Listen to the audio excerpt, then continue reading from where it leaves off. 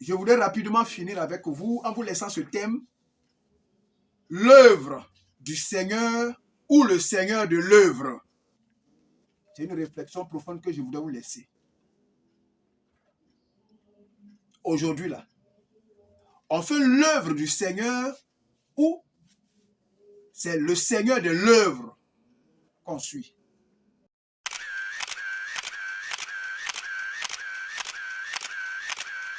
On entend souvent dire, j'ai fait l'œuvre de Dieu, j'ai fait l'œuvre de Dieu. C'est pas mauvais et c'est bien dit. Mais il y a un piège là-dedans. Parce que on peut être en train de faire l'œuvre de Dieu. On peut faire l'œuvre de Dieu toute sa vie sur cette terre et puis on peut être rejeté aux portes du ciel.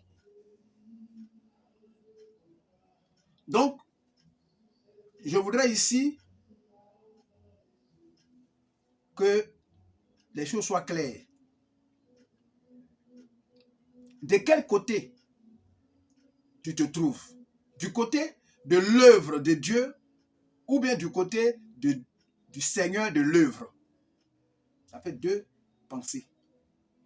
L'œuvre du Seigneur ou le Seigneur de l'œuvre. Ça fait deux directions, deux orientations bien distinctes. Tout dépend de là où tu te trouves. Tout dépend dans quelle dimension tu te trouves. Si tu es dans l'œuvre du Seigneur ou bien dans le Seigneur de l'œuvre.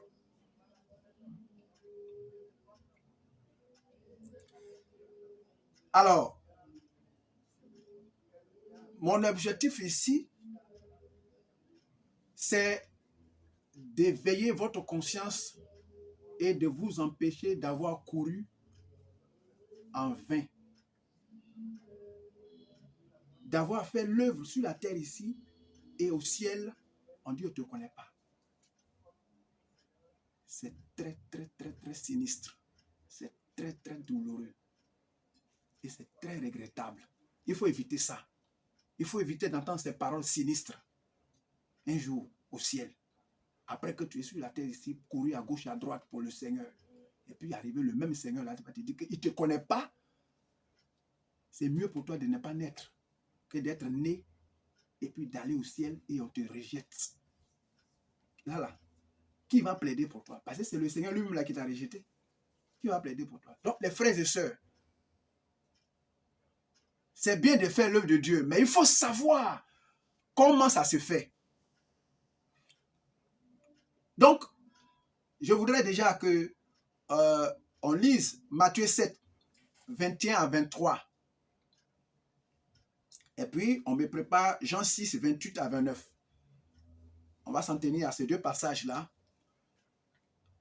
pour avoir une idée claire sur les deux courants de pensée, sur les deux vérités. L'œuvre du Seigneur ou le Seigneur de l'œuvre. Où tu te situes? Matthieu 7, 21 à 23. Matthieu 7, 21 à 23. Oui. Ceux qui me disent Seigneur, Seigneur, n'entreront pas tous dans le royaume des cieux, mais celui-là seul qui fait la volonté de mon Père qui est dans les cieux. Merci. Oui. Plusieurs me diront en ce jour-là. Plusieurs me diront en ce jour-là. Seigneur, Seigneur. Seigneur, Seigneur. N'avons-nous pas prophétisé par ton nom? N'avons-nous pas prophétisé par ton nom? N'avons-nous pas chassé des démons par ton nom? N'avons-nous pas chassé des démons par ton nom? Et n'avons-nous pas fait beaucoup de miracles par ton nom? N'avons-nous pas fait, autant pour moi, beaucoup de miracles par ton nom? Alors je leur dirai ouvertement. Alors, qui va leur dire? Alors Jésus, pour lequel ils ont fait ces miracles, va leur dire ouvertement. Écoutons ce qu'il va leur dire. Je ne vous ai jamais connu. Il va leur dire, je ne vous ai jamais. Jamais. Il y a jamais, et puis il n'y a plus, et puis il n'y a pas. Mais ici, il dit jamais. Ça veut dire que ni avant, ni avant-hier, ni après, il ne s'est jamais connu. C'est pas comme s'il les connaissait avant, et puis maintenant, il ne connaît plus. Non, non, il dit jamais. C'est très triste, c'est effrayant.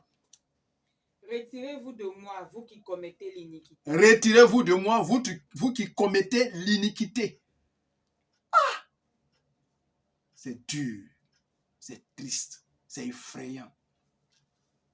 Des personnes qui étaient convaincues qu'elles étaient en train de travailler pour Dieu. Elles étaient en train de faire l'œuvre de Dieu avec tous les signes possibles, tous les signes concrets d'un grand homme de Dieu, d'une grande femme de Dieu, d'un grand chrétien, d'un vrai chrétien.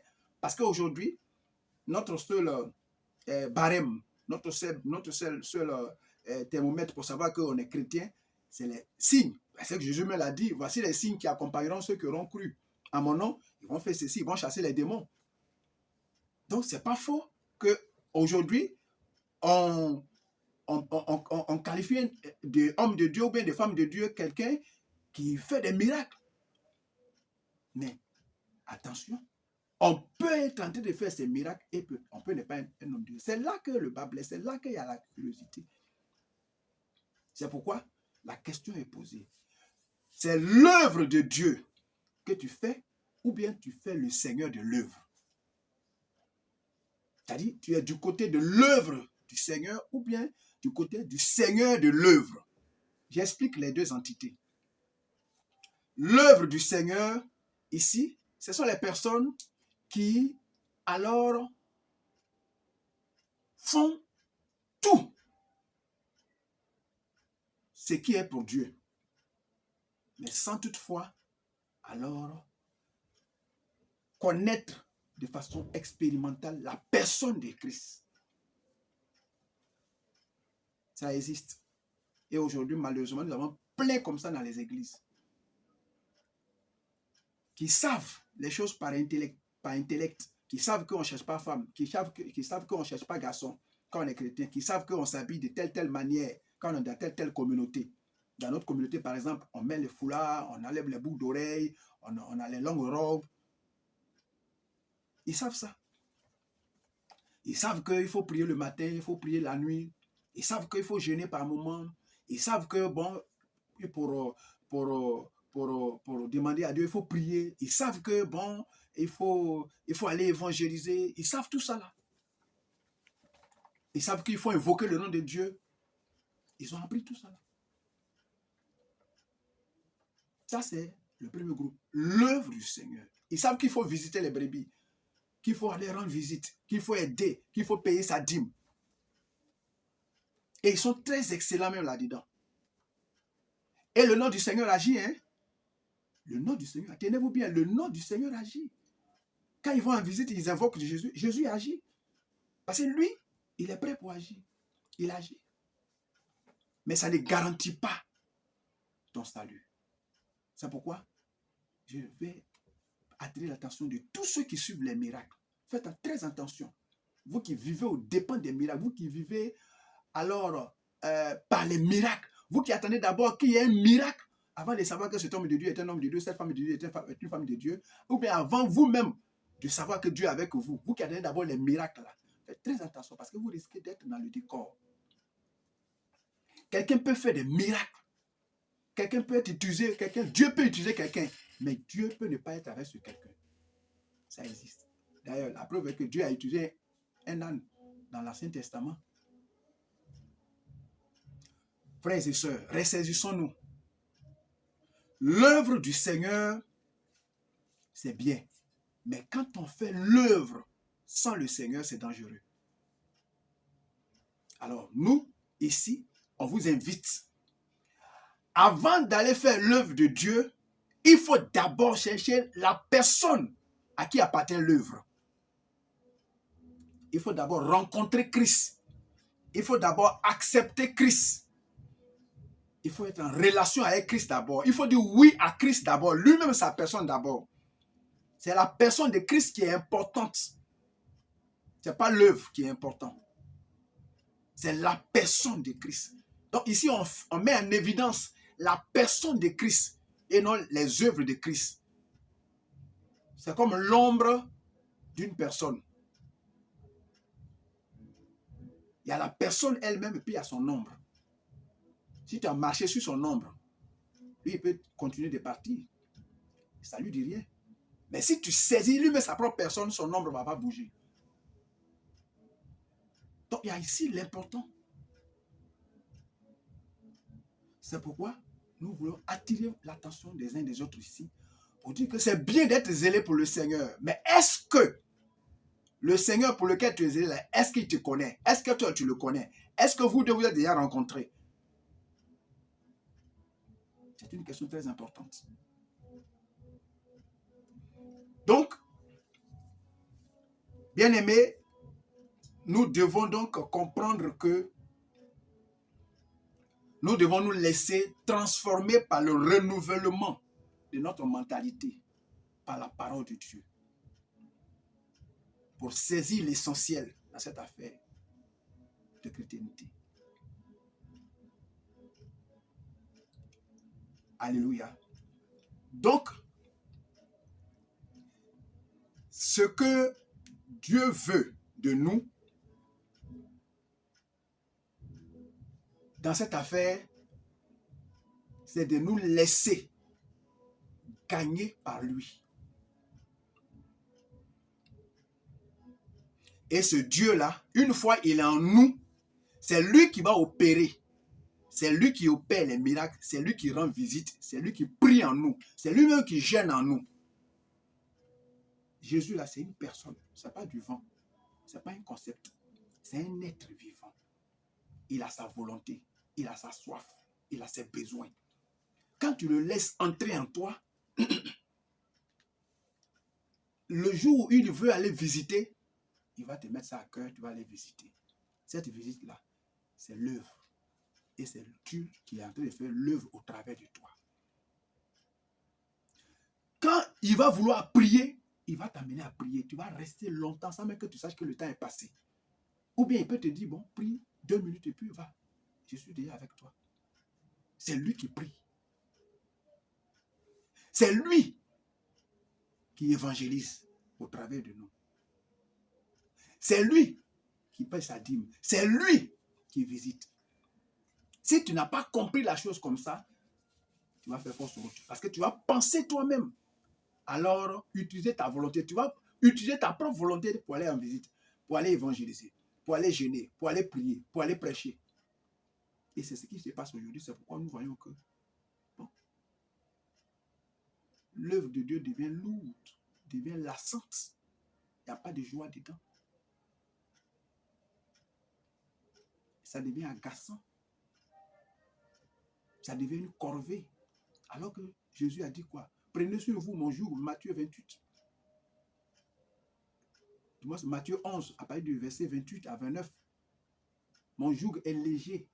Je suis doux et humble de cœur. Ce joug-là, c'est léger. Ce n'est pas lourd. Mais quand toi-même tu fais la prière, elle devient lourde. Quand tu fais toi-même le jeûne, ça devient lourd. Vous avez déjà remarqué cela. Parce que je parle à des chrétiens. Donc, frères et sœurs, pour terminer, nous allons lire Jean 6, vers 28 à 29. Pour terminer. Jean 6, verset 28 à 29. Jésus leur répondit. Jésus leur répondit. Jean 6, verset 28 à 29. Oui. Il lui dit, que devons-nous faire pour faire les œuvres de Dieu? Il lui dit, que devons-nous faire pour faire l'œuvre de Dieu? Parce que Jésus a dit à des personnes un jour, mais travaillez pour l'œuvre, pour ce qui, le pain qui ne périt pas. C'est-à-dire pour l'œuvre de Dieu. Voilà. Et donc, les gens lui demandent, mais qu'est-ce que l'œuvre de Dieu? Allons-y. Verset 29. Verset 29. Jésus leur répondit. L'œuvre de Dieu, c'est que vous croyez en celui qui l'a envoyé. L'œuvre de Dieu, pour Jésus ici, la définition de l'œuvre de Dieu ici, il dit, c'est que vous croyez en celui que Dieu a envoyé. Voilà la vraie signification de l'œuvre selon Dieu.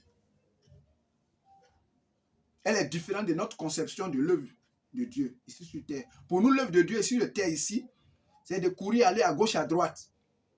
C'est de nous voir dans les campagnes d'évaluation, nous voir dans les programmes de jeûne et de prière, nous voir dans les visites. Pour nous, c'est comme ça l'œuvre de Dieu. Mais ce que Jésus dit ici dans Jean 6, 28 à 29, c'est carrément différent. Il dit, l'œuvre de Dieu, c'est que vous croyez. C'est tout. Ça paraît être un peu insignifiant, mais c'est la vérité. Parce que pour Dieu, ce qui est important, c'est de le croire. C'est-à-dire que c'est de le laisser entrer en nous. C'est de croire sa parole et de ne plus ajouter quoi que ce soit dessus. Une fois il est installé en toi, c'est lui qui va ordonner l'œuvre.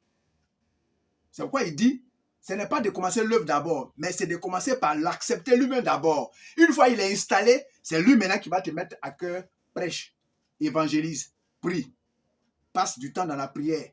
Je veux qu'on passe tel temps dans la prière. Quand c'est lui qui dit le temps là, ça c'est pas lassant. Aujourd'hui, prends un moment de jeûne. Quand c'est lui qui dit là, le jeûne est fluide, il est bien. Va visiter tel frère, telle soeur. Quand tu vas visiter effectivement là-bas, le frère sera exhorté par ta visite, édifié même. Souvent on va visiter, il y a des frères qui ne sont pas édifiés. Au contraire, ils sont déçus, ils sont dérangés. Tout cela, parce que souvent il arrive qu'on fasse des choses par nous-mêmes. C'est un risque. C'est très dangereux. Donc, dans notre cadre de rectification spirituelle aujourd'hui, c'est ce que je voulais quand même éclairer pour que, alors, on ne court pas en vain et qu'on n'arrive pas trop tard et qu'on ne soit pas rejeté aux portes du ciel, comme Jésus l'a bien prévenu dans Matthieu 7, 21 à 28. Je ne vous ai jamais connu. Retirez-vous de moi, ouvriers d'iniquité. Que ça ne t'arrive pas. C'est pourquoi considère le temps qui fait actuellement. Où tu es situé? Du côté de l'œuvre de Dieu ou bien du Seigneur de l'œuvre? Si tu es en train de faire l'œuvre du Seigneur, je t'invite alors à te déplacer et à nous rejoindre ici où on est dans le Seigneur de l'œuvre. On est avec le Seigneur de l'œuvre. Rejoins-nous parce que c'est comme ça que la vie chrétienne est faite. Que la grâce de Dieu soit ton partage, soit béni et à nous retrouver une autre fois.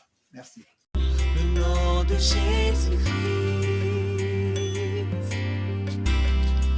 le nom de Jésus-Christ.